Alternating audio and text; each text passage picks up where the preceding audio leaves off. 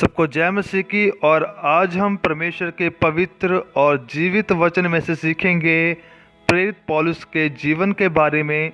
चलिए इस वीडियो को शुरू करते हैं। परमेश्वर का वचन बताता है कि पौलुस पहले शाऊल के नाम से जाने जाते थे। वह एक यहूदी थे और मूसा की व्यवस्था के प्रति आत्मसमर्पित थे। जब हम परमेश्वर के वचन फिलिप्पियों 3 अध्याय वचन 5 और वचन 6 को पढ़ते हैं तो उसमें पौलुस कहते हैं, 8वें दिन मेरा खतना हुआ, इज़राइल के वंश और बिन्यामीन के गोत्र का हूँ, इब्रानियों का इब्रानी, व्यवस्था के विषय में यदि कहो तो फरीसी हूँ, उत्साह के विषय में कहो तो कलीसिया का स्थाने वाला, और व्यवस्था की धार्मिकता के विषय में यदि कहो तो निर्दोष था। परमेश्वर का वचन बताता है कि जब शाऊल दमिश्क के निकट थे तब प्रभु यीशु मसीह ने शाऊल को दर्शन दिया। जब हम प्रेरितों के काम 9 अध्याय वचन 4 और वचन 5 को पढ़ते हैं तो उसमें लिखा है, और वह भूमि पर गिर पड़ा और ये शब्द सुना कि हे शाऊल, तू मुझे क्यों सताता है?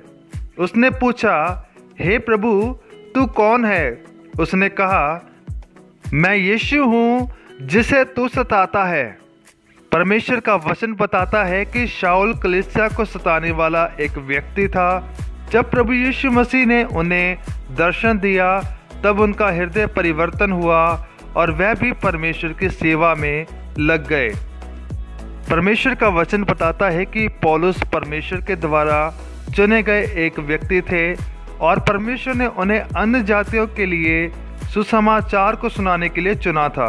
जब हम प्रेरितों के काम 9 अध्याय वचन 15 को पढ़ते हैं तो उसमें लिखा है, परंतु प्रभु ने उससे कहा कि तू चला जा, क्योंकि यह तो अन्य जातियों और राजाओं और इजरायलियों के सामने मेरा नाम प्रकट करने के लिए मेरा चुना हुआ पात्र है। जब हम 1 तीमुथियुस 2 अध्याय वचन 7 को पढ़ते हैं तो उसमें लिखा है, मैं सच कहता हूँ, झूठ नहीं बोलता, कि मैं इसी उद्देश्य से प्रचारक और प्रेरित और अन्य जातियों के लिए विश्वास और सत्य का उपदेशक ठहराया गया। परमेश्वर के दास पौलुस को प्रेरित होने का अधिकार मिला। मैं विश्वास करता हूँ कि आज की वीडियो के द्वारा परमेश्वर ने आपको आशीष दी है। अगर आप प्रार्थना करवाना चाहते हैं तो आपकी स्क्रीन पर दिए गए नंबर पर आप कॉल कर सकते हैं या फिर हमें इसी नंबर पर अपने प्रार्थना निवेदन को व्हाट्सएप कर सकते हैं। मिलते हैं हमारी अगली वीडियो में, तब तक के लिए सबको जय मसीह की।